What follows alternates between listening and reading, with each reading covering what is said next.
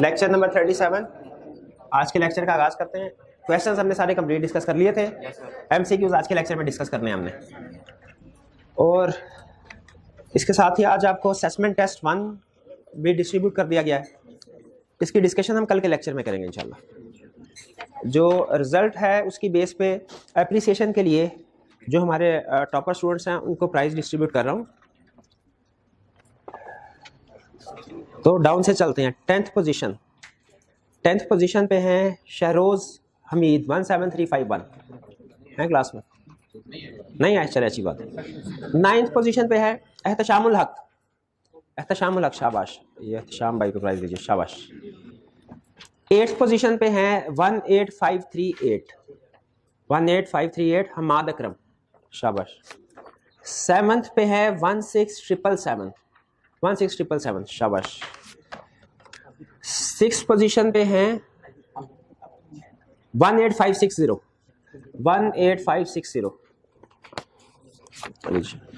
5th position पे हैं 17664, शाबाश। 4th पोजीशन पे है 19761, शाबाश। 3rd पोजीशन पे है 19987।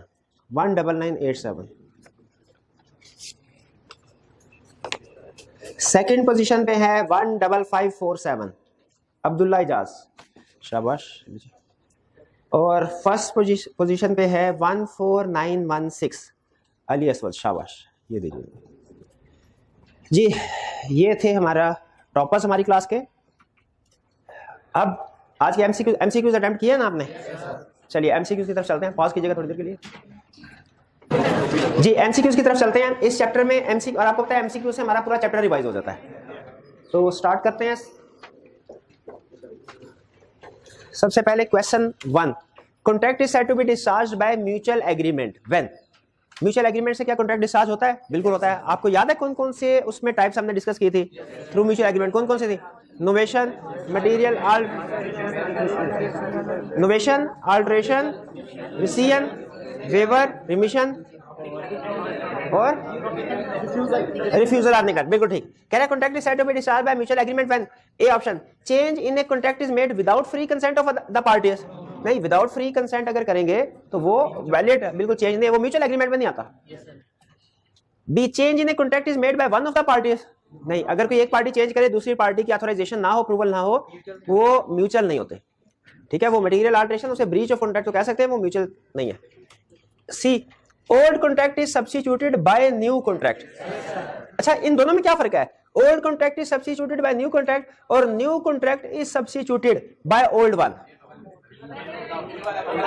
नहीं, इसमें किसमें पुराना कॉन्ट्रैक्ट खत्म हो रहा है और नया आ रहा है? क्योंकि इसमें ओल्ड कॉन्ट्रैक्ट इज सब्स्टिट्यूटेड, यानी ओल्ड कॉन्ट्रैक्ट जो इसको सब्स्टिट्यूट किया जा रहा है, कौन कर रहा है? न्यू कॉन्ट्रैक्ट, यानी नया कॉन्ट्रैक्ट क्रिएट हो रहा है, पुराना जा रहा है। इस लाइन का मतलब क्या भला कि नया कॉन्ट्रैक्ट जा रहा है और पुराना आ रहा है? नहीं, ये तो इलॉजिकल है ना। तो इसमें सी ऑप्शन करेक्ट। ठीक है, और इसको हमने क्या नाम दिया था? नोवेशन का नाम दिया था इसको, याद है म्यूचुअल एग्रीमेंट में। 1 क्लियर।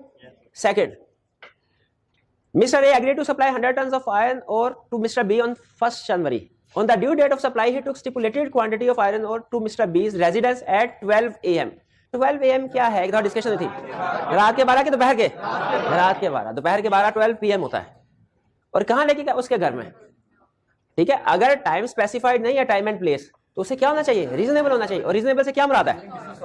ड्यूरिंग बिजनेस आवर्स और business place. This is the case of attempted performance. This offer of performance or attempted performance is valid है कि invalid? Invalid है। अब इसका मतलब हमने invalid के ऑप्शन में से ढूंढना है। Because the place and time of supply is not reasonable, या invalid because time of supply is not reasonable, place भी not reasonable है। क्योंकि असल में इसको चाहिए था, अगर टाइम एंड प्लेस मेंशन नहीं है, प्रोमिसर को चाहिए टाइम तो रीजनेबल होना चाहिए। प्लेस के बारे में प्रोमिसर अप्लाई करता है, पूछता है, और प्रोमिसर की जिम्मेदारी है कि वो रीजनेबल प्लेस उसे बताए। यहां पे उसने पूछे बगैर उसके घर में ले गया सप्लाई, तो वो रीजनेबल प्लेस नहीं है। यहां पे दोनों गलत है, टाइम भी रीजनेबल नहीं और प्लेस भी। तो इसका मतलब है जो हमारी करेक्ट ऑप्शन है वो बी है। चूज करना है कि अटेम्प्टेड परफॉर्मेंस इनवैलिड है, टाइम भी अप्रोप्रिएट नहीं, प्लेस भी अप्रोप्रिएट नहीं। Second clear. Third, rescission occurs under which circumstances? अच्छा, रिसीजन दो तरह की होती है। एक तो ये होता है कि जब फ्री कंसेंट ना हो और एक पार्टी उसको रिसेंड कर ले, वो होती है by single party voidable contract में। वाइडेबल कॉन्ट्रैक्ट में सिंगल पार्टी जब कॉन्ट्रैक्ट को उससे भी रिसीजन कहते हैं या रिसेंड करना कहते हैं। और एक म्यूचुअल एग्रीमेंट है। म्यूचुअल एग्रीमेंट में क्या होता है, दोनों पार्टीज आपस में बैठ के डिसाइड कर लेती है कि अब हमने इस कॉन्ट्रैक्ट को खत्म करना है, इसको परफॉर्म करने की जरूरत नहीं है किसी भी वजह से, तो वो भी रिसीजन है। अब यहाँ पे कौन सी बात कर रहा है, rescission occurs under by mutual agreement. हाँ, म्यूचुअल एग्रीमेंट से भी होती है। फिर व्हेन कॉन्ट्रैक्ट बिकम्स इलीगल, नहीं, उसमें रिसीजन नहीं होती, वो तो सुपरवीनिंग इंपॉसिबिलिटी है। When contract is performed by both parties, वो तो एक्चुअल परफॉर्मेंस है। और where law declares it as void, नहीं, ये भी गलत है। जब लॉ वाइड डिक्लेयर कर देता है वो भी सुपरवीनिंग इंपॉसिबिलिटी में आता है। तो ए ऑप्शन करेक्ट है, बाय म्यूचुअल एग्रीमेंट। इन चारों में से ए ऑप्शन करेक्ट है। हालांकि सिंगल पार्टी भी रिसेंड कर सकते हैं, लेकिन उसने उस ऑप्शन को डिस्कस ही नहीं किया, तो ए ऑप्शन यहां पे करेक्ट। क्लियर, कोई प्रॉब्लम? आगे चलते हैं। For acceptance of lesser performance by promisee is valid, और इसको नाम क्या देते थे, रिमिशन। रिमिशन, शाबाश। Fifth, mister X borrow some of rupees 10,000 from mister Y on promissory note. अच्छा, ये नेक्स्ट हमारा एक चैप्टर है निगोशिएबल इंस्ट्रूमेंट, इसका बेसिक कंसेप्ट भी आपके साथ शेयर कर देता हूं। प्रैक्टिकली लोगों का आपस में लेन देन चलता रहता है, इंडिविजुअल लेवल पे भी लोग एक दूसरे से उधार लेते हैं, और प्रैक्टिस में भी आपको पता है कि लोग एक दूसरे से उधार पैसे भी लेते हैं और सामान भी लेते हैं। लेकिन जबानी कलामी नहीं, लोग एक दूसरे को उधार देते हैं, चाहे गुड्स हो चाहे कैश हो, जबानी कलामी कोई लिखत पढ़त होती है। वो कागज जिसमें एक पार्टी प्रॉमिस करती है कि वो दूसरी पार्टी को पे करेगी पैसे, या वो उन्हें कहती है कि जी मैं आपका दिन, आज जब कहे मैं आपको पैसे देने को तैयार हूं, कुछ अरसे के बाद या फौरी तौर पे, वो कागज जिसके ऊपर लिखा जाता है उसे तीन नाम दिए जाते हैं, उसे बेसिकली निगोशिएबल इंस्ट्रूमेंट कहा जाता है। वो तीन तरह का हो सकता है, तीन तरह का, एक प्रोमिसरी नोट, एक बिल ऑफ एक्सचेंज और एक चेक। चेक से तो आप वाकिफ होंगे ना, प्रैक्टिकली क्या होता है। ये भाईजान अगर मेरे से कहें सर 10,000 रुपया मुझे उधार चाहिए, मैं कहता कब वापस करो, एक महीने बाद, तो मैं क्या करूंगा, मैं उन्हें 10,000 रुपया दे दूंगा, लेकिन इनसे कहूंगा भाई सबूत के तौर पे ऐसा करो कि मुझे एक चेक लिख दो मेरे नाम का, ताकि बाद में मैं वो चेक डिपॉजिट करवा के पैसे निकलवा सकूं, और अगर वो चेक डिसऑनर हो जाता है तो आपके खिलाफ कोई लीगल एक्शन ले सकूं। तो वो डॉक्यूमेंट जो होती है तीन तरह की, promissory note, bill of exchange, cheque. आपने शायद चेक का ज्यादा नाम सुना होगा, प्रोमिसरी नोट और बिल ऑफ एक्सचेंज का नहीं सुना। तो फिलहाल ये कंसेप्ट ध्यान में रखें, प्रोमिसरी नोट और बिल ऑफ एक्सचेंज भी चेक की तरह डॉक्यूमेंट होते हैं, लेकिन ये पहले से प्री प्रिंटेड नहीं होते। चेक तो पहले से प्री प्रिंटेड होता है ना, ये डॉक्यूमेंट होते हैं जिनमें एक पार्टी दूसरी पार्टी को कुछ पैसे अदा करने की पाबंद होती है। तो एक्स ने उधार लिया 10,000 रुपए मिस्टर वाई से और प्रोमिसरी नोट लिख के दिया 6 मंथ का, यानी इसका मतलब है 6 महीने बाद पेमेंट होगी। On the due date, Mr. X is unable to pay and makes out another promissory note along with the amount of interest. Due date पे पैसे नहीं दिए और उसने एक और प्रोमिसरी नोट लिख दिया कि पहले वाला प्रोमिसरी नोट खत्म, पहले वाला प्रोमिसरी नोट था 10,000 का, अब उसने कहा 10,000 प्लस 6 महीने का इंटरेस्ट भी डाल दो, 10,500 का प्रोमिसरी नोट दे दिया। पुराने वाला खत्म प्रोमिसरी नोट, नए वाला प्रोमिसरी नोट आ गया। फिर कह रहे हैं existing promissory note is terminated and now how much mister X amount is liable to pay to mister Y. अब मिस्टर एक्स ने कितने पैसे मिस्टर वाई को पे करना, क्या 10,000 पे करना है, क्या जो इंटरेस्ट था वो पे करना है, दोनों अमाउंट्स पे करनी है। और ये क्या है, नोवेशन या अल्टरेशन, नोवेशन है, क्योंकि ये पुराने वाले कॉन्ट्रैक्ट के ऊपर ही एडिशन चेंज नहीं किया जा रहा, बल्कि नया प्रोमिसरी नोट बनाया जा रहा है। इसलिए इसमें जो करेक्ट ऑप्शन होगी नोवेशन और 10,000 plus interest, B option correct होगी। कोई प्रॉब्लम इसमें? ये लिख लीजिए साथ में, negotiable instrument is equal to promissory note, bill of exchange, cheque. इस क्वेश्चन से हमें ये एडिशनल कंसेप्ट भी मिला, bonus concept. Negotiable instrument is equal to promissory note, bill of exchange and cheque. Promissory note plus bill of exchange plus cheque, और इन तीनों का मतलब ये होता है कि एक पार्टी ने दूसरी पार्टी को पैसे अदा करने हैं, पेमेंट करने हैं। फिफ्थ में कोई प्रॉब्लम? चलिए जी आगे चलें। 6, remission means giving up some rights in favor of promisor, acceptance of a lesser performance than due in contract, avoidance of contract by one party, avoidance of contract by both the parties। क्या B? बिल्कुल, acceptance of lesser performance को हम कहते हैं ये है remission, यानी less amount को एक्सेप्ट करना, कुछ अमाउंट रिसीव कर ले, एक्सेप्ट करना, कुछ छोड़ देना, और अगर सारी की सारी अमाउंट छोड़ दें वो फेवर में आ जाता है। तो उसमें करेक्ट ऑप्शन हमारी हुई B. 7, attempted performance is equal to actual performance. कब? अच्छा, इसके ऊपर मैं चाह रहा हूं जरा आप गौर से देखें। वैसे तो अटेम्प्टेड परफॉर्मेंस और एक्चुअल परफॉर्मेंस एग्जैक्टली इक्वल तो कभी भी नहीं हो सकती, एग्जैक्टली इक्वल तो कभी भी नहीं हो सकती, क्योंकि ज़ाहिर है एक्चुअल परफॉर्मेंस में डिलीवरी दी गई है, अटेम्प्टेड परफॉर्मेंस में कोशिश की गई है, लेकिन उस दूसरे बंदे ने डिलीवरी एक्सेप्ट नहीं की। लेकिन यहां पे उसका इक्वल कहने का मकसद क्या है? लीगल इफेक्ट के पॉइंट ऑफ व्यू से, लीगल इफेक्ट के पॉइंट ऑफ व्यू से एक है अटेम्प्टेड परफॉर्मेंस या टेंडर ऑफ गुड्स, सर्विसेज और मनी। तीन तरह का टेंडर हो सकता है, गुड्स, सर्विसेज, मनी। इनकी दुकान पे मैं चीनी लेके गया, इन्होंने कहा मैंने एक्सेप्ट नहीं करनी, tender of good. Singer theatre में सिंगिंग करने के लिए आए और थिएटर के मालिक ने कहा कि आपने अब सिंगिंग नहीं करनी, टेंडर ऑफ सर्विसेज। और अगर पेमेंट करने के लिए कोई पर्सन आए और पेमेंट रिसीव ना की जाए, टेंडर ऑफ मनी।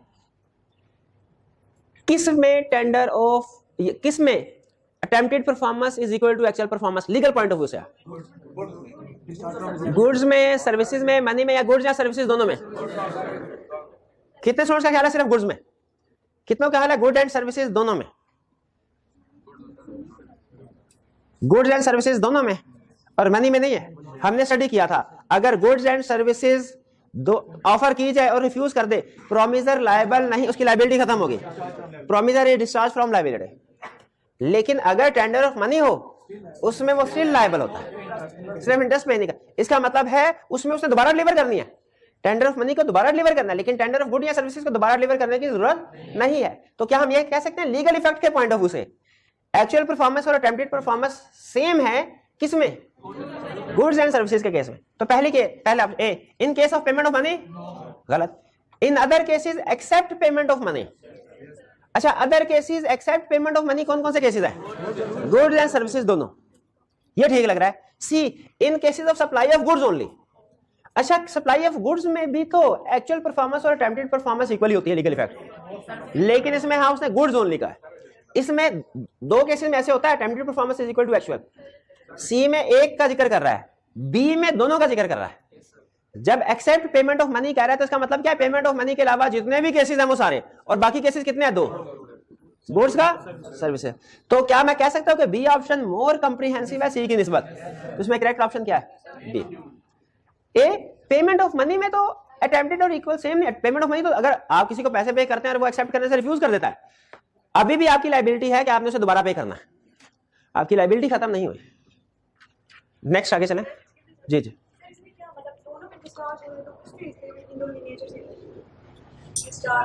नहीं, वो इन केस ऑफ गुड्स भी उसकी लायबिलिटी डिस्चार्ज हो गई, इन केस ऑफ सर्विसेज भी हो गई, इन case of money liability discharge नहीं, क्योंकि अगर आपने पैसे किसी को डिलीवर नहीं किए ना तो आपकी लायबिलिटी स्टिल रहती है, हम लायबल हैं उसको अमाउंट दोबारा डिलीवर करने के लिए। गुड्स एंड मनी के केस में अमाउंट, जो गुड्स या सर्विसेज है वो दोबारा डिलीवर करने के लिए लायबल नहीं है, इसीलिए उसने कहा कि attempted is equal to actual, क्योंकि गुड्स एंड मनी के केस में हम दोबारा डिलीवर नहीं करते गुड्स या services. Mister 8, mister A enter to an agreement with mister B for selling 100 tons of wheat at specified price to him on 15th March. But before the due date of delivery, the President of Pakistan has passed an ordinance debarring the individuals from supplying more than 5 tons of wheat. State the legal position of contract between Mr. A and Mr. B. Government ने ban कर दिया। अच्छा, मुझे बताइए, क्या 100 ton का पूरा agreement खत्म हो गया? क्या वो 5 टन तक की सप्लाई कर सकते? पूरा एग्रीमेंट खत्म हो गया। अगर ये एग्रीमेंट 1 टन, 2, 3, 4, 5 टन तक होता ना तो फिर वैलिड था। ये डिविजिबल कॉन्ट्रैक्ट तो नहीं है। अब एक बंदे ने अगर 100 टन का ऑर्डर दिया है, एक बंदे ने कहा जी 100 मेहमानों का खाना पहुंचाओ, आपने कहा गवर्नमेंट ने बैन लगा दिया 100 का नहीं 5 का लेके आ रहा हूं, वो कहेगा भाई 5 का इधर लदर लाइफ में हम कुछ और प्रोग्राम कर लेते हैं बजाय 5 पीस नहीं। तो यहाँ पे याद रखिए 5 टन तक के जो एग्रीमेंट थे वो वैलिड है, और 5 टन से ऊपर जो एग्रीमेंट थे वो टोटल वाइड है, क्योंकि आप दूसरी पार्टी को मजबूर नहीं कर सकते कि वो 100 टन का ऑर्डर दिया है, 100 टन का तय हुआ था और आप उसको 5 टन की डिलीवरी कर रहे हैं। A, the contract between Mr. A and B comes to an end because its performance has become unlawful. Correct? Unlawful है, supervening impossibility. B, contract between Mr. A and Mr. B comes to an end because subject matter of the contract is destroyed. नहीं कहाँ कह रहा है B destroy हो गया? B destroy तो नहीं हुआ। C, contract between Mr. A and Mr. B comes to an end because of the personal incapacity of the party. Personal incapacity किसको याद है? Doctrine of frustration आप कहते हैं सर, ये क्या है? वो है personal incapacity। जब कॉन्ट्रैक्ट पर्सनल नेचर का हो और पर्सनल इनकैपेसिटी क्रिएट हो जाए उसे कहते हैं doctrine of frustration, supervening impossibility है। D, contract between Mister A and Mister B comes to an end because certain state of things gets changed. नहीं, ये आपको याद है वो लास्ट एग्जांपल थी, सर्टेन थिंग्स जो नेसेसरी होनी चाहिए, एग्जिस्ट करनी चाहिए कॉन्ट्रैक्ट के लिए, अगर वो एग्जिस्ट ना करें तो वो सुपरवीनिंग इम्पॉसिबिलिटी, कॉन्ट्रैक्ट खत्म। लेकिन यहाँ पे तो इस्लामाबाद वाली एग्जांपल, लेकिन यहां पे तो वो सिचुएशन नहीं है। डी ऑप्शन भी गलत, करेक्ट ऑप्शन क्या हुई? ए। आगे चले 9। Contract will not be discharge on account of supervening impossibility in case of, किस केस में कॉन्ट्रैक्ट, यानी आपने बताना है इसमें कौन सा सुपरवीनिंग इम्पॉसिबिलिटी में नहीं है। चेंज इन लॉ है सुपरवीनिंग इम्पॉसिबिलिटी में, death of promiser in the contract of personal nature, failure of third party relied upon bye promiser, ये नहीं है, बल्कि ये तो उसने दूसरी लिस्ट में बताया था, इसकी वजह से सुपरवीनिंग इम्पॉसिबिलिटी नहीं होगी। D non existence of particular state of things essential for the performance of a contract, तो इसमें सी ऑप्शन हुई करेक्ट, इसमें कॉन्ट्रैक्ट डिस्चार्ज नहीं होता। 10 supervening impossibility means subsequent, initial impossibility नहीं, इररेलेवेंट और रिलेवेंट ये उसने वैसे ही खाना पूरी की है। हाँ, सब्सिक्वेंट इम्पॉसिबिलिटी, ये कोई इम्पॉसिबिलिटी नहीं है रेलेवेंट इररेलेवेंट पूरे लॉ में। ए ऑप्शन करेक्ट है। नेक्स्ट चलो पास कीजिएगा। 11 Abdullah agree to supply raw material worth ₹10,000 to Mukesh on credit on 10 January 2015, the period of credit has not been fixed. अच्छा, अगर कोई ड्यू डेट किसी डेट में एग्री नहीं ना की गई तो लॉ ये रूल बताता है वो इमीडिएटली पेबल है। अगर आप टाइम डिसाइड नहीं करते ना, मैंने इनको 10,000 रुपए उधार दिए, ये एग्री नहीं हुआ कि किस वक्त पे किया जाएगा, तो लॉ इसके बारे में टर्म यूज करता है कि ये ऑन डिमांड पेबल है, यानी जिस दिन भी मैंने कह दिया ये इमीडिएटली पेबल है, ये आज भी मैं इनसे पैसे ले सकता हूं। तो अगर, हाँ जी, अगर ये लिखा गया होता कि पीरियड है 1 ईयर, पीरियड है 2 ईयर, तो फिर ये 1 ईयर या 2 ईयर के बाद पेबल होता, उससे पहले मैं खुद भी इनसे चाहता तो पैसे वापस क्लेम नहीं कर सकता था। यहाँ पे पीरियड फिक्स नहीं हुआ, इसका मतलब है वो इमीडिएटली पेबल है। नाउ ऑन 10 जनवरी, यानी किसी भी वक्त जिस बंदे ने पैसे दिया वो किसी भी वक्त क्लेम कर सकते हैं। Now on 10 January 2020 Abdullah is claiming his amount, कितने साल के बाद? 5 साल के बाद अब्दुल्ला अमाउंट क्लेम कर रहा है। After constant denial from Mukesh, Abdullah is planning to file suit for the recovery of his amount, is the suit maintainable? क्यों? टाइम लिमिटेशन, टाइम बार, ये टाइम बार डेट हो गया 3 साल के बाद, अब तो 5 साल गुजर चुके हैं। Abdullah is legally entitled to recover the amount as it is his legal right? No, Abdullah is not legally entitled to recover the amount due to the incapacity of Mukesh. Incapacity की उसने कोई बात ही नहीं की। See, Abdullah is not legally entitled to recover the amount because the contract has become time barred. ये time barred हो चुका है, ये अब रिकवर नहीं हो सकता। ठीक है, हाँ, आपको याद है एग्रीमेंट, अगर मुकेश वादा करे कि मैं पे कर दूंगा फिर रिकवर हो सकता है, ये उसकी कंडीशन थी, याद है? एग्रीमेंट विदाउट कंसीडरेशन में हमने एक्सेप्शन में स्टडी किया था। C correct. D Abdullah is legally entitled to recover the amount because he has given the credit for lawful purpose. C option correct है, वो रिकवर नहीं करवा सकता, टाइम बार हो चुका है। 12 Which of the following statement is true? Partial impossibility does not invalidate a contract. बाकी students को भी सोचने दे मेरे भाई, कि आपको निशाने हैदर मिलना है, जल्दी बताने भाई। Partial impossibility does not invalidate a contract, क्या पार्शियल इम्पॉसिबिलिटी कॉन्ट्रैक्ट को इनवैलिड करती है? नहीं, हमने पढ़ा था पार्शियल, वो याद है केस पढ़ा था, वो हमने बोर्ड बुक करवाई थी 2 पर्पस के लिए, एक फुलफिल नहीं हो रहा था और दूसरा हो रहा था, तो कॉन्ट्रैक्ट वैलिड था invalid? Valid. Partial impossibility contract को इनवैलिड नहीं कर, तो ये स्टेटमेंट करेक्ट, लेकिन बाकी के स्टेटमेंट भी स्टडी करते हैं, वो क्यों करते हैं? Impossibilities due to conduct of third party will discharge a contract, third party की इनकैपेसिटी की वजह से कॉन्ट्रैक्ट की नेचर में कोई फर्क नहीं पड़ता, उसने एग्जांपल में बताया हुआ कि जब सुपरवीनिंग इम्पॉसिबिलिटी नहीं होगी। C commercial impossibility effects validity of a contract, यानी अगर कमर्शियल इम्पॉसिबिलिटी से क्या मुराद है? कॉन्ट्रैक्ट में नुकसान हो रहा हो तो वो कॉन्ट्रैक्ट की वैलिडिटी को इफेक्ट नहीं करते, ये भी गलत है। D difficulty in performance is a valid ground of supervening impossibility, ये भी रॉन्ग। तो करेक्ट ऑप्शन ढूंढ रही थी, करेक्ट ऑप्शन कौन सी है? ए।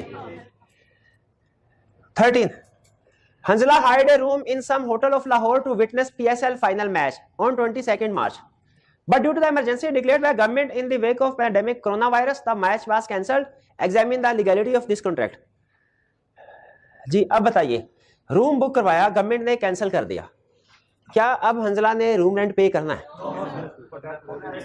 अच्छा, पहले तो ये इस चीज पे डिपेंड करेगा क्या होटल वाले को पर्पस बताया गया था, क्वेश्चन में उसने कहा है, उसने पर्पस बताया। अच्छा, उसने पर्पस बताया, ये नहीं बताया कि होटल वाले को पर्पस बता रहा है क्या हमें, तो हम अगर तो पर्पस नहीं होटल वाले को बताया था फिर ये वैलिड है, अगर पर्पस बताया था फिर ये सुपरवीनिंग इम्पॉसिबिलिटी की वजह से वाइड। ऑप्शन स्टडी करते हैं।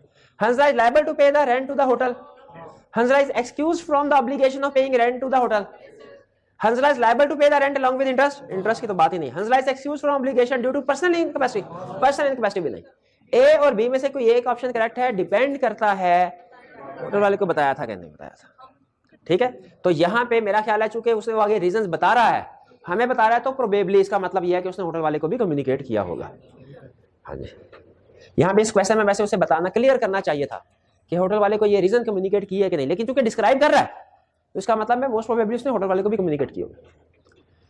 14 mister Y draws a bill of exchange. ये बिल ऑफ एक्सचेंज क्या होता है?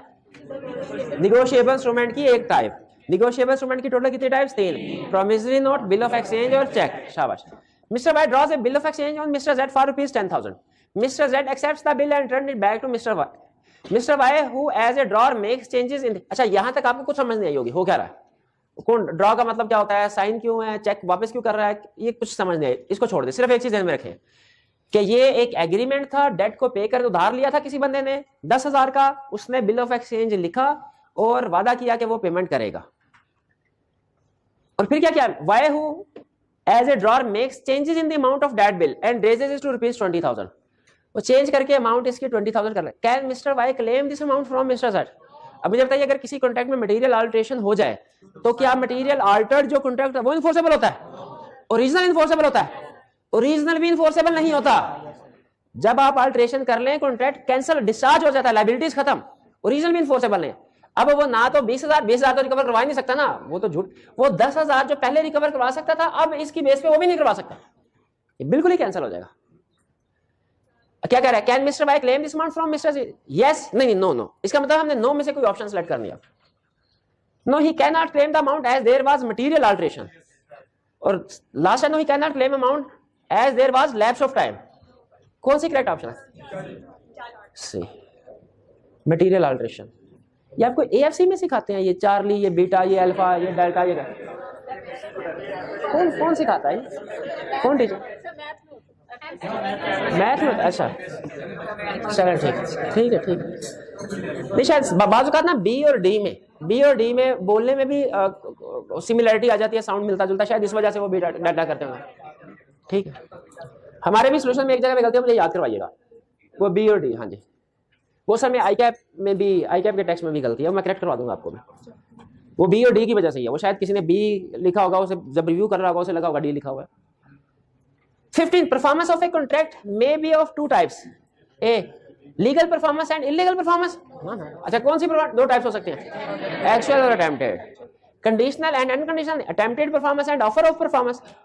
अच्छा सॉरी, ये दोनों एक ही चीज है, अटेम्प्टेड परफॉर्मेंस और ऑफर ऑफ परफॉर्मेंस ये एक ही टाइप के दो नाम, 2 टाइप्स नहीं है। D actual performance and attempted performance, ये करेक्ट ऑप्शन है, डी ऑप्शन करेक्ट है। चलो 16, the main objective of awarding damages is to compensate monetary losses of aggrieved party या to punish the party responsible for breach of contract? compensate, ठीक है। नहीं, punish करना objective नहीं होता, ना, ठीक है, सिर्फ कंपनसेट। इसलिए हम जब भी कैलकुलेशन करते हैं हम ये देखते हैं कि उस एग्रीड पार्टी का नुकसान कितना हुआ और जो उसका नुकसान होता है उसको कंपनसेट करता है, याद है ना वो। चलिए थोड़ा सा रिवीजन करते चलते हैं। अगर purchase of good and service का एग्रीमेंट किया, गुड्स परचेज करने का एग्रीमेंट, ड्यू डेट पे उस पार्टी ने हमें गुड सप्लाई नहीं की, कितना डैमेजेस क्लेम करते हैं? ऑर्डिनरी, यानी मार्केट प्राइस और कॉन्ट्रैक्ट प्राइस का फर्क।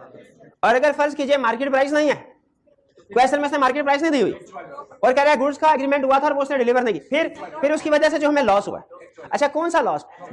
जो इस कॉन्ट्रैक्ट की वजह से हुआ, जो इस कॉन्ट्रैक्ट की वजह से दूसरे कॉन्ट्रैक्ट डिस्टर्ब हुए हैं, वो स्पेशल डैमेज वो क्लेम कर सकते हैं, वो कर सकते हैं अगर at time of contract communicate किया हो। ठीक है, अगर फर्ज कीजिए एक पुर्जे की वजह से मेरी फैक्ट्री बंद हो गई, ठीक है, तो क्या मैं अब वो उसने क्वेश्चन में मार्केट प्राइस नहीं बताई हुई, सिर्फ ये बताया कि आपने पुर्जा ऑर्डर किया था, उस बंदे ने सप्लाई नहीं किया, फैक्ट्री 2 दिन बंद रही। मार्केट प्राइस तो मैं क्लेम नहीं कर सकता, मार्केट और कॉन्ट्रैक्ट प्राइस का फर्क। क्यों? क्वेश्चन में उसने मार्केट के बारे में बताया नहीं प्राइस क्या है, तो मैं क्या क्लेम करूंगा? Loss of profit. शाबाश, लॉस ऑफ प्रॉफिट। चले आगे चलते, एक क्वेश्चन आएगा उसके ऊपर थोड़ी डिस्कशन होगी, उसमें थोड़ा मेरा इख्तलाफ है आई कैप के साथ, लेकिन मैं ये देखना चाह रहा हूं कि आप क्या समझते हैं, आप किसकी साइड में? नहीं, पहले आर्गुमेंट की बेस पे बात होगी। तो इसमें क्लियर होगा ये बी ऑप्शन हमारी, सॉरी ए ऑप्शन करेक्ट है, monetary loss of agreed party compensate करना होता है to honour the petition of agreed party या to put agreed party in a better position. नहीं, अच्छा ये भी एक लॉ का रूल है कि to compensate monetary loss of agreed party, और ये डी में अगर एक दफा चेंज किया जाता है ना इन सेम पोजीशन, तो ये स्टेटमेंट करेक्ट हो जाती है।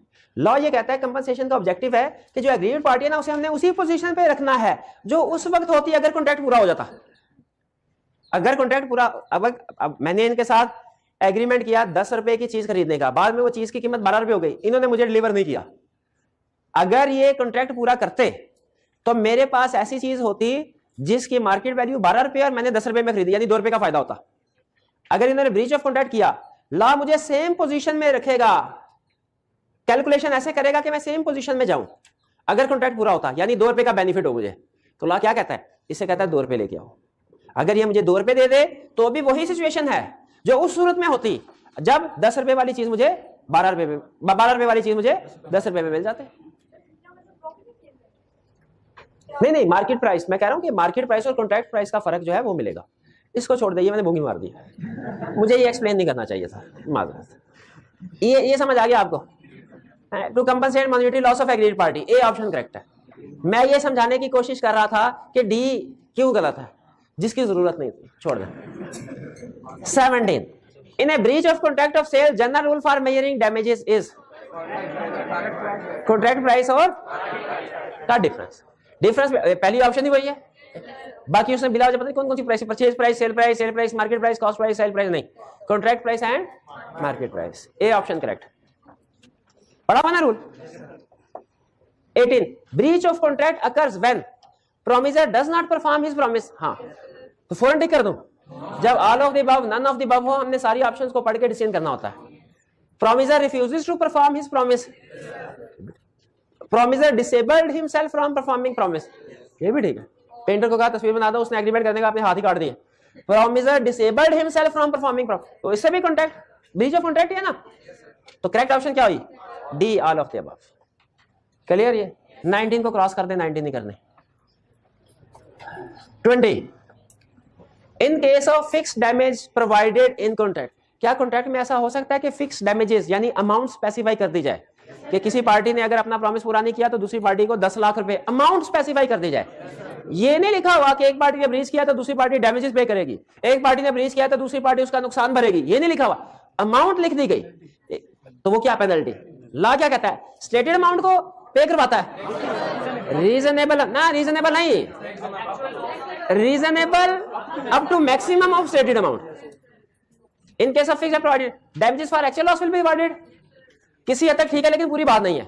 हम आगे स्टडी करेंगे, अगर पूरी बात मिल गई तो उसको सिलेक्ट कर लेंगे, वरना इसको आगे टिक कर लेंगे। Damages for actual loss to the maximum of amount fixed will be avoided, ये ऑप्शन ठीक है। अभी amount of damages as fixed will be avoided, नहीं वो तो पेनल्टी होती है, उसको तो लाना। हाँ, अगर वो रीजनेबल है फिर ठीक है, वरना हमारा रूल क्या है, actual loss up to maximum of fixed. None of these are applicable, नहीं, बी वाली करेक्ट है। डैमेजेस फॉर एक्चुअल लॉस तो है up to maximum of fixed amount. 21, अच्छा 21 को ध्यान से पढ़िएगा, इस पे कंफ्लिक्ट है, ठीक है। शायद मैं गलत हूं, आप में से कोई स्टूडेंट कोई पॉइंट ऐसा बता दे कि मुझे क्लिक कर दे। Mister B agreed to supply spare parts of machine to mister A on 5 September at particular price, कोई भी प्राइस उन्होंने डिसाइड कर ली होगी। Mister B fails to deliver spare parts on due date पे स्पेयर पार्ट नहीं दिया। There is breach of contract, agreed, breach of contract है, जिस सप्लाई करना था नहीं सप्लाई किया। And mister A filed a suit against mister B for the compensation of loss, उसका राइट है। Mister A claim that due to non availability of spare parts the machine could not function, जाहिर है spare parts के बगैर तो उसने काम नहीं करना था। अब इससे क्या हुआ, सो मिस्टर ए क्लेम्ड 3 चीजें। 1 डेप्रिसिएशन ऑन मशीन, कि 2 दिन मशीन नहीं चली, तो आपको पता है हर गुजरते दिन के साथ काउंटिंग में आप पढ़ते होंगे एनुअल डेप्रिसिएशन होती है, तो वो साल की होती है। डेली बेसिस पे भी डेप्रिसिएशन कैलकुलेट कर सकते हैं। उसने डेप्रिसिएशन क्लेम की कि मेरी मशीन फारक बढ़ी रही और उसकी वजह से डेप्रिशिएट हुई 2 दिन 3 दिन जितने भी दिन थे। Fix expenses such as salary, उसके ऊपर जो वर्कर काम कर रहा था उसको मैं तनख्वाह देता हूं, अब मशीन बंद पड़ी हुई है, वर्कर भी फारक बैठा हुआ है, मुझे उसको तनख्वाह देना पड़ी, ये भी जाया हो गया, कोई प्रोडक्शन नहीं हुई। और loss of profit due to non function of machine, कि अगर वो चल रही होती और उसमें से जो प्रोडक्ट निकलती उसको हम सेल करते तो जो प्रॉफिट होता वो हमें मिलता। 3 चीजें क्लियर होगी। अच्छा, इसमें अगर उस स्पेयर पार्ट की मार्केट प्राइस दे देता ना, हम सबकी जिंदगी आसान हो जाती हम कहते हैं मार्केट प्राइस के साथ जो फर्क है, हम चलो जो कॉन्ट्रैक्ट एग्री हुआ उससे नहीं उठाते सामान स्पेयर पार्ट, किसी दूसरे से उठा लेते हैं, चाहे हाई प्राइस क्यों ना हो। बाद में जो हाई प्राइस हमें पे करना पड़ी होगी डिफरेंस, वो उस बंदे से डैमेजेस के तौर पे ले लेंगे। जिंदगी होती है आसानी सूरत में। क्या मार्केट प्राइस उसने बताई है? इसका मतलब है शायद वो प्रोडक्ट मार्केट में इजीली अवेलेबल नहीं होती, वो कोई खास, इन्हीं से हमने मशीन खरीदी होगी और इन्हीं का प्रॉफिट होगा उसके अंदर। अब हमने वो एक्सपेंसेस क्लेम करने हैं जो डायरेक्टली ब्रीच ऑफ कॉन्ट्रैक्ट की वजह से। आप में से कितने स्टूडेंट्स का ख्याल है कि पहला डेप्रिसिएशन ऑन मशीन, ये उस पुर्जा सप्लाई ना होने की वजह से मशीन रुकी है और डेप्रिसिएशन क्लेम हो सकती है? क्या डेप्रिसिएशन एक्चुअल लॉस है कि नहीं, या रीजनेबल लॉस जो इस ब्रीच की वजह से हुआ?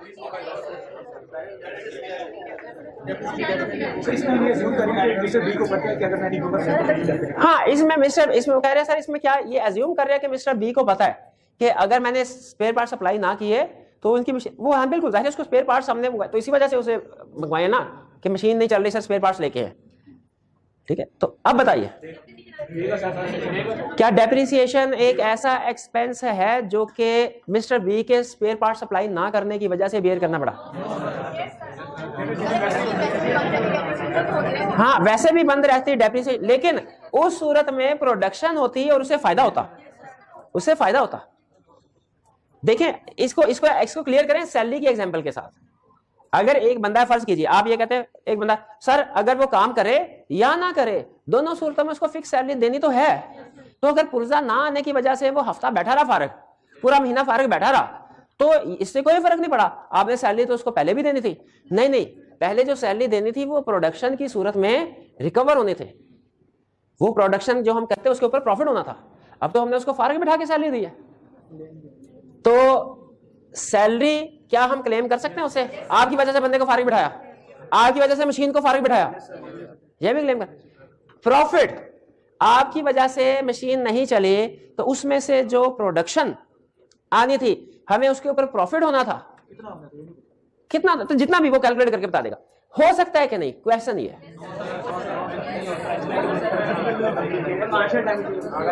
कितने स्टूडेंट्स का, अच्छा ये इसमें हम सारे एग्री करते हैं कि डेप्रिसिएशन होगी क्लेम, फिक्स सैलरी होगी क्लेम। कितनों का ख्याल है कि जो प्रॉफिट है, लॉस ऑफ प्रॉफिट, पुर्जा ना आने की वजह से मशीन नहीं चली, ये भी क्लेम होगा? और कितनों का ख्याल है नहीं होगा? अच्छा आप बताइए क्यों नहीं होगा? नहीं, कॉन्ट्रैक्ट के टाइम पे बताया भाई, ये बात करनी कॉन्ट्रैक्ट के टाइम पे क्यों? क्योंकि वो सप्लाई इस ऐसी चीज की कर रहे हैं जो खराब होने की सूरत में मंगवाई जाती है। फिर तीनों कर, आपका क्या ख्याल है? लॉस ऑफ प्रॉफिट कर सकते हैं? आपने बताया नहीं, आपने कहा था नहीं कर सकते, आपने कहा लॉस ऑफ प्रॉफिट कर सकते हैं। आपका क्या ख्याल है? कर सकते हैं। कितने स्टूडेंट्स का ख्याल है नहीं कर सकते लॉस ऑफ प्रॉफिट? सबका ख्याल है कर सकते हैं। अच्छा क्यों कर सकते हैं आप बताइए?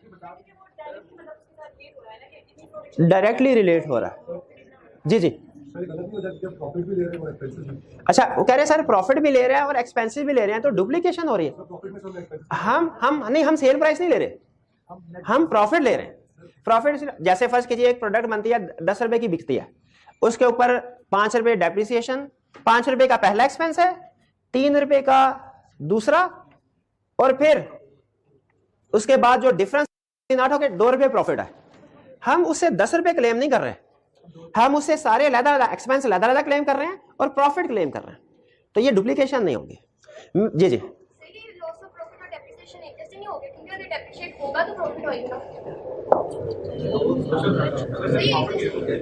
डेप्रिशिएट होगा तो प्रॉफिट। अच्छा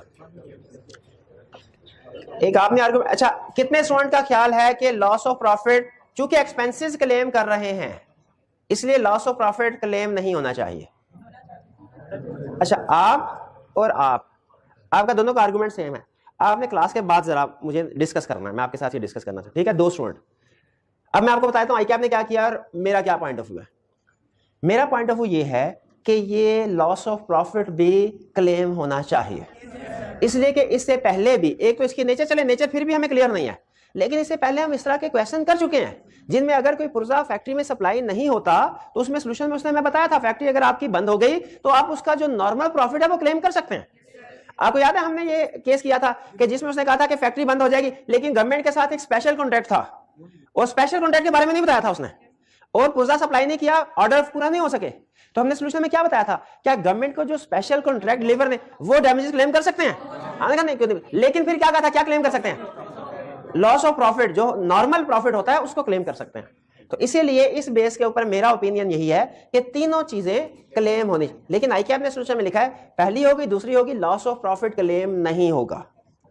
ठीक है, क्लेम नहीं होगा।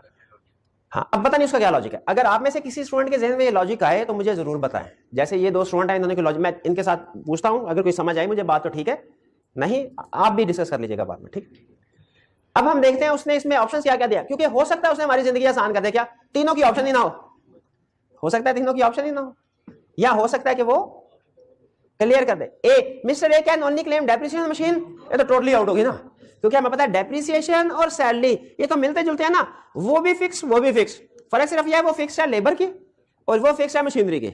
या अगर आपकी काउंटिंग की लैंग्वेज में बात करें तो लेबर है कैश एक्सपेंस और डेप्रिसिएशन है नॉन कैश एक्सपेंस, लेकिन है तो दोनों फिक्स्ड और दोनों हमें खर्चे करने पड़े हैं सप्लाई ना होने की वजह से। ए ऑप्शन रूल आउट हो गई। B, mister A can only claim fixed expenses such as salary, सिर्फ सैलरी कर सकता है, ये भी रूल आउट हो गई।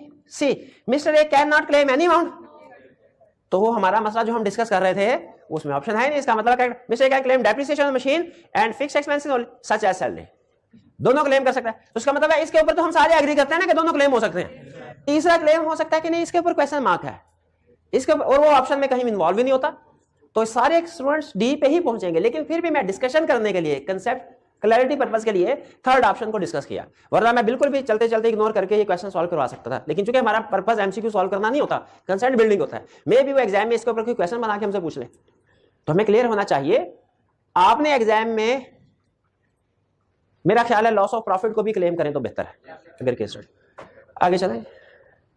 22, Mr. A agrees to sell 200 bags of sugar to Mr. B on 11th November at ₹500 per bag.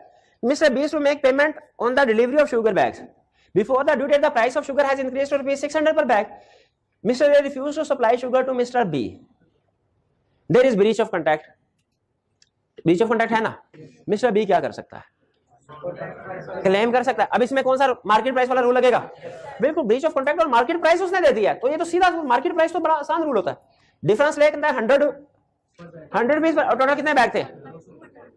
2 multiply करते जितने बैग्स थे। क्या कह रहा है? Not entitled to claim any amount, नहीं इंटाइटलमेंट है, entitled to claim ₹600 per bag, 100 per bag, not entitled to claim ₹100 per bag, नहीं 100 सी करेक्ट। ऊपर कीजिएगा। 23, Mr. A entered into an agreement for constructing house for Mr. B and to give complete possession on 1st January. Mr. B makes an agreement with Mr. C for renting out that house to him from 2nd January. This fact is in the knowledge of Mr. A. This fact is in the knowledge of Mr. A. Communicate. The house was badly constructed and collapsed before 1st January. Mr. B is entitled to get compensation for. पहली चीज, house को rebuild करने पे जो cost आएगी claim कर सकते हैं। आपको पता है कॉन्ट्रैक्ट बैडली परफॉर्म का रूल होता है, सही परफॉर्म करने पे जितने पैसे वो रिकवर करवाने उससे। दूसरा, क्या जो रेंट लॉस हुआ, जो मिस्टर सी के साथ एग्रीमेंट है उसमें नुकसान हुआ, क्या रेंट लॉस, वो क्लेम कर सकता है? अच्छा, तो रेंट लॉस, और अगर मिस्टर सी कहे कि जी मुझे नुकसान हुआ और मिस्टर सी को कंपनसेशन भी पे की गई हो, वो भी क्लेम करेगा। यानी मिस्टर सी के साथ जो एग्रीमेंट हुआ उस पर अगर सिर्फ एक्सपेक्टेड जो प्रॉफिट था वो नहीं हुआ, वो भी क्लेम करना है। और अगर हाथ से पैसे दिए मिस्टर सी को, क्योंकि ब्रीच ऑफ कॉन्ट्रैक्ट किया ना, वो भी क्लेम होंगे। क्या कह रहा है? पहला, cost of reconstructing the house claim होगा, लॉस ऑफ रेंट होगा, compensation which mister B was to pay to mister for not renting out the house, तो all of the above correct option. 24, damages which naturally arose in the usual course of things from breach of contract are called ordinary damages, और जो not natural and direct consequences of breach of contract special होते हैं। तो हम ये 24 की ये option ordinary. 25, such damages which the parties knew when they made the contract to be likely to result from the breach are called special। ये 25 बहरहाल उसने कुछ क्लियर, इसको मजीद क्लियर इंप्रूव किया जा सकता था क्योंकि इसने कंप्लीट डेफिनेशन का जिक्र नहीं किया, लेकिन हम पहुंच गए कि स्पेशल डैमेजेस की बात करें। 26, इसमें बताया था ना एक एमसीक्यू में मसला है ये, नहीं वो उस पे था डिफरेंस ऑफ ओपिनियन। एरर होते हैं दो तरह के, एक होते हैं फैक्चुअल एरर, एक होता है जजमेंटल एरर। जजमेंटल का मतलब आप किसी और तरीके से सोच रहे हैं, मैं किसी और तरीके से सोच रहा हूं। जैसे वो लॉस ऑफ प्रॉफिट क्लेम होना चाहिए कि नहीं, आपके ख्याल में होना चाहिए, मेरे ख्याल में नहीं, या मेरे ख्याल में, ये जजमेंटल है। कुछ चीजें कंफर्म गलत होती हैं, ठीक है, फैक्चुअल एरर उन्हें कहते हैं। तो इसमें मेरे ख्याल से तो ये फैक्चुअल एरर है, आप खुद भी कंक्लूड कर लेंगे। Which of the following losses can be recovered in case of breach of contract? बताना है कौन से लॉस रिकवर करवा सकते हैं। Losses arising naturally from the breach, नहीं सॉरी, ये नहीं है, वो 29 था, इसके बाद है आखिरी क्वेश्चन था, 29 था, ये मुझे ठीक लगा। हाँ, क्योंकि मैं लगाया, वो मेमोरी बिल्डिंग होती है ना, मुझे एकदम से याद है 19 में मसला था, 29 में मसला था, मैंने ये याद किया हुआ है। 19 वाला क्रॉस करवा दिया था आपको, 29 वाले में मसला भी बताना है, तो मैंने कहा वो तो 19 था, 26 नहीं था। आगे चलो। अच्छा, कौन सा क्लेम कर सकते हैं, कौन सा? Losses arising naturally from the breach, losses in contemplation of parties after they had entered into the contract, contract enter होने के बाद कोई किस्म की अंडरस्टैंडिंग की वजह से क्लेम नहीं होते। रिमोट लॉसेज नहीं, इनडायरेक्ट लॉसेज नहीं। कौन से लॉसेज कवर पाए? ए है ना करेक्ट ऑप्शन। हाँ आगे चले। हाँ और भी है question. The rule for damages in quasi contract are same as those any other contract.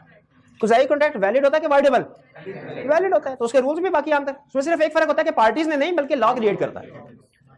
28 the amount of damages fixed by parties at time of making a contract is not by way of penalty if, कब वो penalty नहीं होंगे? अगर genuine estimate हो, अगर वो exaggerated figure ना हो, बढ़ा चढ़ा के फिगर ना बनाई गई हो, अगर रीजनेबल एस्टिमेट है तो वो पेनल्टी नहीं है। प्रोपोर्शनेट कह ले, रीजनेबल कह ले, फेयर एस्टिमेट कह ले, वो फिर पेनल्टी नहीं है। उसके लिए एक अलग लफ्ज बोला जाता है जो हमारे सिलेबस में नहीं है। जो पेनल्टी नहीं है उसका भी तो कोई नाम होता होगा ना, लिक्विडेटेड डैमेजेस, लेकिन हमारे सिलेबस में नहीं है। अब कह रहा है कब जो अमाउंट फिक्स की गई है वो पेनल्टी नहीं होगी। It is extravagant and unreasonable in amount as compared to maximum possible loss that may rise. नहीं, अगर extravagant बहुत ज्यादा हो तो वो पेनल्टी है। B, the higher interest rate has been stipulated in case of default. 12% default किया तो 75% होगा, तो पेनल्टी होती है, वो पेनल्टी होती है। और हमसे क्या पूछा, क्या केस पेनल्टी नहीं है? ये भी पेनल्टी है, इसको छोड़ दें। C, the breach consists of not paying a sum of money and amount fixed is double the amount of that sum of money. 1 lakh रुपया लोन दिया और 2 लाख का एग्रीमेंट किया कि हर इंस्टॉलमेंट 40,000 की दोगे, ये भी हमने कहा था वैलिड नहीं है, पेनल्टी है। D, the amount is genuine pre estimate of the probable, ये पेनल्टी नहीं है। इसका मतलब ये है कि जो अमाउंट अगर डैमेजेस की फिक्स कर दी गई, आप ये नहीं कह सकते कि totally not applicable, not relevant है, नहीं, वो एक मैक्सिमम लिमिट होती है, रीजनेबल क्लेम कर सकते हैं up to that limit. 29 in case of breach full amount is to be paid as stipulated in the contract if contract में जो अमाउंट स्पेसिफाई की गई है वो सारी की सारी फुल अमाउंट पे करनी है ब्रीच के वक्त। क्या ऐसा पॉसिबल है? कब पॉसिबल है? जब एक्चुअल लॉस या रीजनेबल लॉस ही अमाउंट तक का हो या उससे ज्यादा हो। A, the amount relates to bond given by one Pakistani citizen to another, ये कौन सी चीज है? तो हमने कोई इस तरह की चीज नहीं पढ़ी। सी, द अमाउंट रिलेट्स टू रिकॉग्निजेंस, इसका क्या मतलब है? पता नहीं, ये भी नहीं पढ़ा हमने। C, the amount is by way of penalty, अगर बाय वे ऑफ पेनल्टी है तो फिर तो रिकवर नहीं होगी ना। D, the amount is not by way of penalty, D option. तो गलती क्या हुई भला? बी लिखे, पता नहीं क्या चाहिए, हालांकि हमें क्लियरली पता है कि डी करेक्ट ऑप्शन है। तो इसमें सोल्यूशन में आप चेंज करके बी की बजाय करेक्ट ऑप्शन क्या कर दें? डी।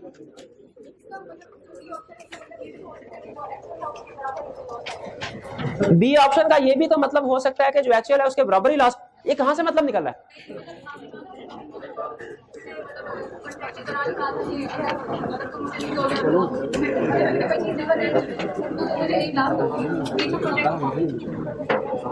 मुझे नहीं, अब आप बाद में बता दीजिएगा मुझे, ये बात समझ आ भाई, समझ आए ना बाकी सबको? चलिए ठीक है, आगे तो नंबर ठीक है जी। आज हमने ये चैप्टर कंप्लीट कर लिया है, कल हम असेसमेंट टेस्ट डिस्कस करेंगे और उसके बाद इंशाल्लाह फ्रेश जो हमारा फ्रेश चैप्टर होगा, चैप्टर 9 वो स्टार्ट करेंगे एजेंसी का।